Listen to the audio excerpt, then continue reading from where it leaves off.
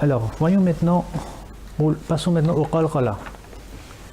Parmi les 29 lettres de l'alphabet arabe, nous avons 5 lettres qui sont concernées par le qalqala. Ces lettres font partie d'une famille qu'on appelle les huruf al-qalqala.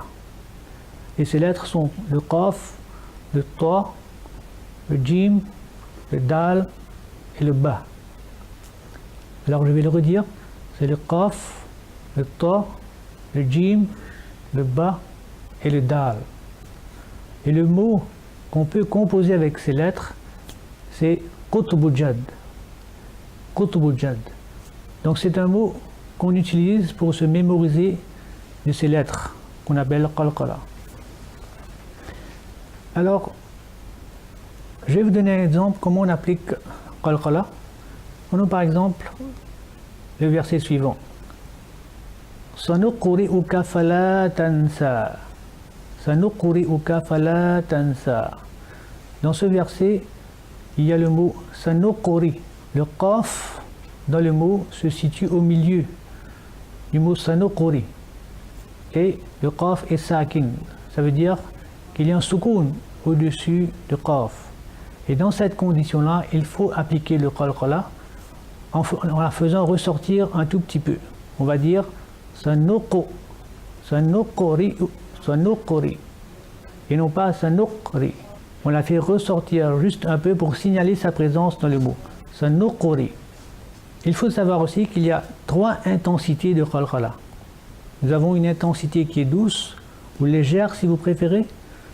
Ensuite, 2 autres intensités, c'est-à-dire modérée et forte. Les 2 autres s'appliquent quand les lettres qalqala sont à la fin d'un verset ou sont en pause, aussi appelées comme waqf. Nous allons voir des exemples des 3 types de qalqala. D'abord, l'intensité douce, le verset que je viens de citer auparavant, Sanuqri'uka fala tansa. Sanuqri'uka fala tansa. Donc le qaf, on l'a fait ressortir pour signaler sa présence dans le mot. Juste un petit peu, tout juste un peu, pas trop forte, juste pour la différencier de la lettre kaf. Sanuqri'uka fala tansa. Ensuite, nous avons le qalqala d'intensité modérée, quand la lettre arrive à la fin d'un verset où elle est en waqf, c'est-à-dire il faut s'arrêter sur elle. On va prendre le verset suivant. Wallahu min wara'ihim muhit.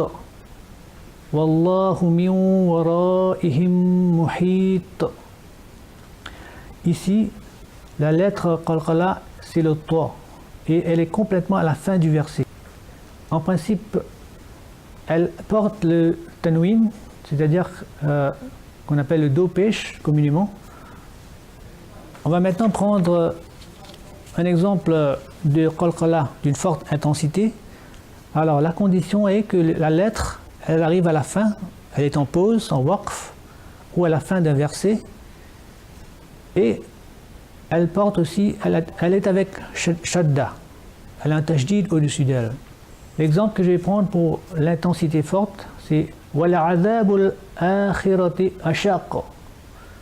وَلَعَذَابُ الْآخِرَةِ أَشَقُّ. Donc le qaf arrive à la fin, elle est en pause.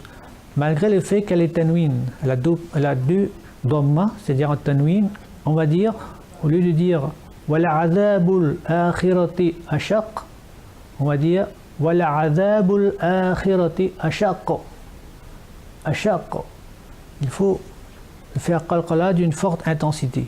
Donc voilà les 3 niveaux, les 3 intensités de qalqala. Donc douce, modérée et légère. Légère, on va dire douce, modérée et d'une forte intensité. Maintenant je vais réciter à mon tour le surah Al-Falaq. أعوذ بالله من الشيطان الرجيم.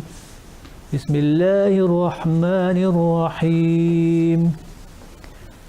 قل أعوذ برب الفلق من شر ما خلق ومن شر غاسق إذا وقب ومن شر النفاثات في العقد وَمِن شَرِّ حَاسِدٍ إِذَا حَسَدَ. Donc la sourate que je viens de réciter, presque dans tous les versets, nous avons des lettres qalqala qui arrivent à la fin des versets. Et d'après la règle que nous avons apprise, il faut faire qalqala d'une intensité modérée, car aucun d'eux ne porte le tajdid.